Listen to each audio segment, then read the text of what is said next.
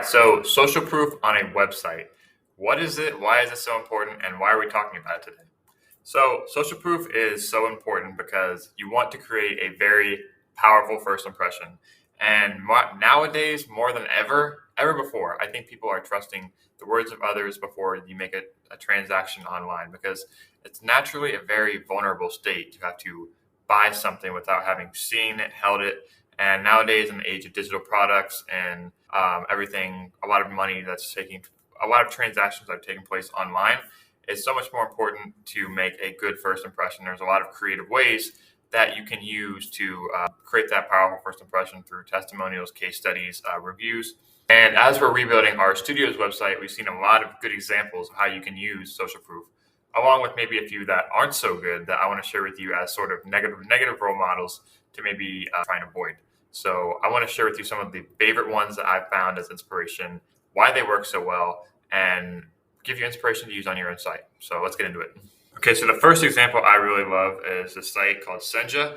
And it's kind of ironic because they are a testimonial gathering company. So it's a little bit meta how this works. But the reason I like theirs so much is because they have this nice little chat box interface that comes up with the testimonial. And these guys are really innovating on the front of testimonials, gathering social proof.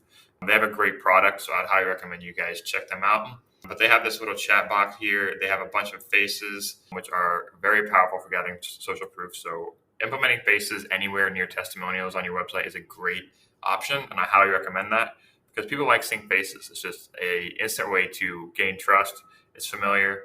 They have these stars. They have loved by 150,000 plus customers. Okay, so the next example I really love is a site called Semflow, and this is a SaaS product. So it's a digital product.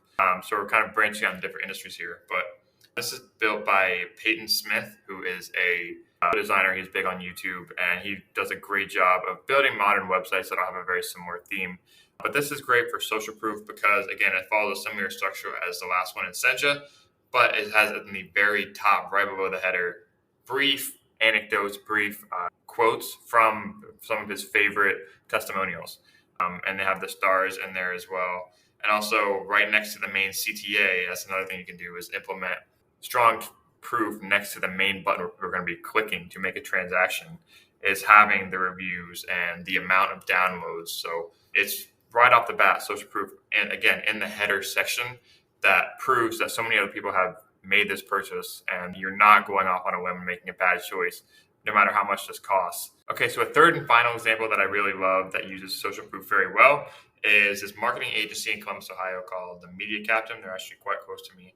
But they actually have a revolving header, which I don't always recommend, but they have a revolving header. They do this very well. They have strong visuals and social proof with statistics and case studies in the header. So this is another way you can add great social proof is by adding statistics and case studies in the header rather than testimonials off the bat.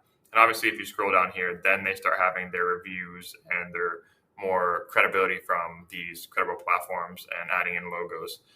So this is a great use of social proof because numbers are very tangible, they're very concrete, and it's a good way to solidify in the minds of your customers.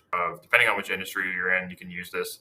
But as a marketing agency, it speaks very high volumes to have statistics tied to the results that you get for your clients. So that's a good way to implement social proof is by having statistics in your header. Okay, so on to maybe a not so good example, and I won't roast whoever owns this website, .com.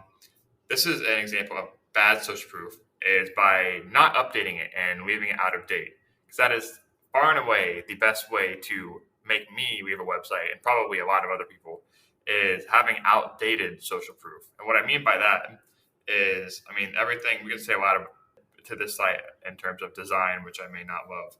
But when it comes to their social proof, they do it in the form of logos, which is great. Some of these logos aren't even the current logos of the company. Like this isn't even Microsoft's current logo. Some of these companies I have not seen. I don't know what Starrett is. Nestle, I don't even think they use that part of their logo anymore. That's definitely not the modern iteration of the T-Mobile logo either. So that's a big no-no is leaving outdated logos as social proof, or maybe any outdated information or statistics that isn't relevant to your current industry trends. That is a big red flag, and that's a big no-no when you're trying to build credibility with your audience in terms of social proof. So avoid that. Okay, so those are three of my favorite examples of how case studies are used in a very powerful way to make a website strong and create a powerful first impression for the viewer, because you really only have a few seconds to make a great first impression. And when you can build trust right off the bat through these creative methods, through testimonials, through using the stars, using faces, and putting them at cover places in your header, then you can really build that trust